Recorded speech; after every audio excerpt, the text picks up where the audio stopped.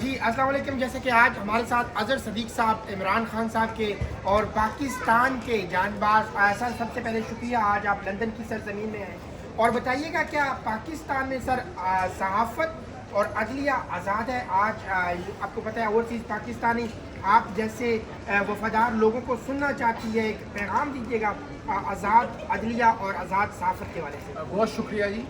اگر آزاد ہوتی تو یہ معاملات زیادہ دیر چل نہیں سکتے تھے.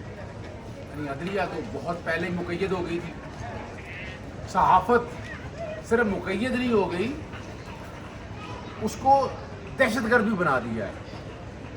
اور سول سوسائٹی اگر آواز اٹھانے کی کوشش کرتی ہے, اگر آپ اوورسیز کے اندر آواز اٹھاتے ہیں, آپ کے سامنے میں نے کئی کیسز ایسے ہیں جو اوورسیز کے مسائل آئے, پیکا کے حوالے سے آئے, انٹرپول میں نام دے, ریسنٹلی میں نے ایک نام انٹرپول سے نکلایا اسی طرح سے کہ یعنی یہاں حالات اور واقعات اس طرح کے ہو گئے ہوئے ہیں.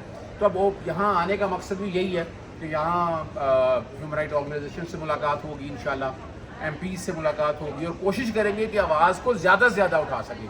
عمران خان صاحب اب تو ان کے خاندان پہ, یعنی اب تو صرف پہلے تو صرف بشرا بی بی صاحبہ اندر تھیں جو پاکستان تحریک انصاف, اب تو بھانجے دونوں جو ہیں اتنے عرصے کے بعد وہ پھر دوبارہ اندر موجود ہیں.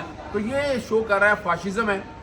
کہا یہی جا رہا ہے کہ پوری دنیا میں ہم بنیادی حقوق کے لیے بڑا کام کر رہی ہیں, لیکن ہماری میں ابھی جو دیکھ رہا ہوں کہ ہیومن رائٹ آرگنائزیشن جو ہے نا اس طرح سے وہ رول پلے نہیں کر پائی ہیں. وہ رول پلے کریں گی, پریشر بنے گا تو حالات بہتری کی طرف جائیں گے, ورنہ. لیکن ایک میں بات اور آپ کے سامنے آج بڑی کر دوں گا. دیکھیں پاکستان میں نا ایک میرا اپنا ایک تجربہ ہے. 20 سے 22 ماہ ضیاء کے دور سے لے کر مشرف تک چلتا رہا, حکومتیں آئیں چلی گئیں, پھر 3-3.5 سال سے زیادہ حکومتیں گئی ہیں. اور یہ پاکستانی تاریخ کی ایسی حکومت ہے کہ 3.5 سال انہوں نے پورے کر لیے ہیں. اور یہ بھی یعنی پاکستانی تاریخ میں یہ وہ ڈلیور نہیں کر سکی. میں کچھ اور دیکھ رہا ہوں, میں یہ نہیں کہتا کہ آنے والے حالات کیا ہیں. مجھے جو نظر آیا کہ یہ سسٹم بھی سارا فیل ہو چکا ہے. کوئی نئے سسٹم کی طرف وہ شاید وہ لے کے جانا چاہیں, تو اس سے پہلے تمام سیاسی جماعتوں کو اکٹھے ہونا ہے. یہ ہوش کے ناخن لے لیں. اب بھی عمران خان صاحب بیٹھ جائیں, جا کر معافی مانگیں, منت کریں, ترلا کریں, اگر وہ سسٹم میں رہنا چاہتے ہیں. لیکن میں یہ دیکھ رہا ہوں کہ آنے والا دور اس سے زیادہ خطرناک ہوگا. اب عمران خان کے بعد ہو سکتا ہے ان کی باری بھی.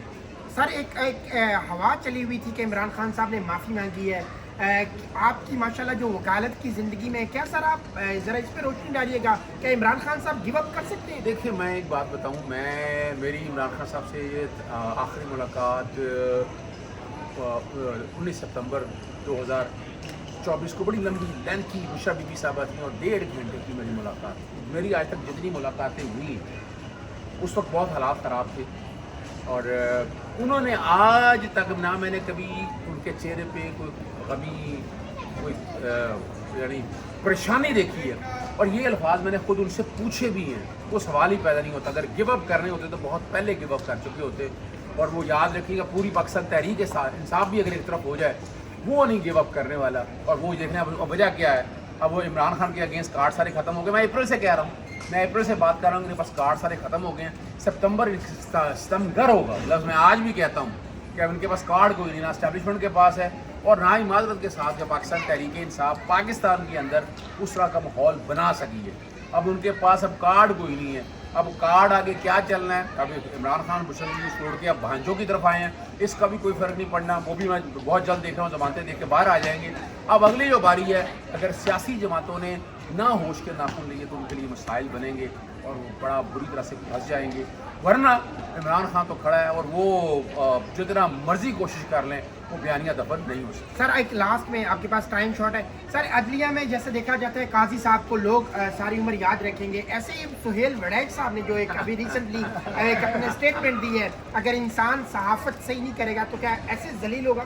اچھا دیکھیے ایک بات میں آپ کے سامنے چھوٹی سی عرض کرتا ہوں. سہیل وڑیچ صاحب میرے دوست ہیں, آج سے دوست نہیں ہیں. میری ان کے ساتھ دوستی ہے کہ جب میں لاء کالج میں تھا ان دنوں سے میں, اور سہیل وڑیچ صاحب کا طریقہ کار بھائیوں کی طرح سے ان کا طریقہ کار یہ, وہ ہمیشہ سے نا کہیں نہ کہیں اسٹیبلشمنٹ ان کے پیار محبت دل میں چھپا ہوا. وہ آج نہیں, وہ ہر دور میں ان کا طریقہ ہے واردات یہی رہا ہے. جنرل باجوہ کے آتے ہوئے باجوہ ڈاکٹرائن لے کے آئے, ساری باتیں. اور جب یہ والا کالم چھپا اسی دن اوورسیز پاکستانی, کئی ہمارے دوست ہیں آپ کے یہاں سے گئے ہوئے, मेरी उनसे बात हुई, उन्होंने जो जिस तरह का पुरानी आयात और वो सारा मंसूब कर दिया उनके साथ, वो कल उनके लिए बड़े मसाइल बन गए हैं। और मैं समझता हूँ फील्ड मार्शल साहब के लिए, मैंने तो उसी दिन कह दिया था कि ये माफ़ी मांग ले सुहेल बड़ाइच, वरना बड़े मसाइल रहेंगे। अब वो तरदीद भी आ गई है और अब वो छुपता फिरे, जो मर्जी कहते रहे। आप कैसे कह सकते हैं, आप कैसे कह सकते हैं इस बात को सामने रखते हुए कि जनाब ये कोई इंटरव्यू था? अगर इंटरव्यू था खड़े होते, या देखे कोई एक तो गलत है, या सुहेल बड़ा गलत है, या DGISPR गलत है, कोई एक तो गलत है ना। अब ये आगे DGISPR ने पोजीशन दे दिया तो सुहेल बड़ाइच को आगे पोजीशन बतानी है कि वो आगे कौम को सच बताए और हकीकत बताए। लेकिन जितना मैं समझता हूँ कि सुहेल बड़ाइच के इंटरव्यू ने खुद ही फंसा दिया। इस दफ़ा जो हमेशा वो कार्ड खेला करते थे वो कार्ड ना था। Thank you so much, thank you sir.